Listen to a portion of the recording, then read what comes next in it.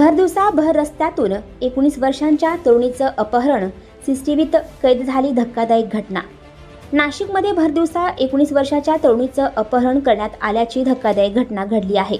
मुलगी आपल्या आईसोबत असताना चारचाकी वाहनातून आलेल्या आरोपींनी तरुणीचं अपहरण केलं। तरुणीचं अपहरण केल्यानंतर आरोपींनी तेथून पळ काढला।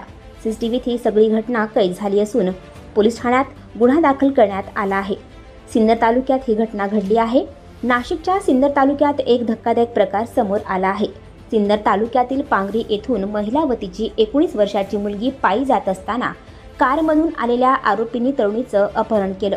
कारमध्ये आलेल्या वैभव अण्णासाहेब पवार व त्याच्या 4 साथीदारांनी मुलीला जबरदस्ती गाडीमध्ये बसवलं। यावेळी तरुणीच्या आईने त्यांना रोखण्याचा प्रयत्न केला।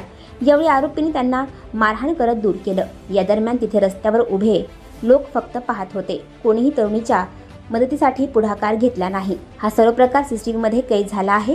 वावी पोलीस ठाण्यात आरोपींविरोधात गुन्हा दाखल करण्यात आला आहे। आणखी नवनवीन व्हिडिओ पाहण्यासाठी आताच आमच्या इंडिया स्टार वन न्यूज चॅनलला सबस्क्राईब करा, लाईक करा, शेअर करा। Bureau report, India star one news, Nashik.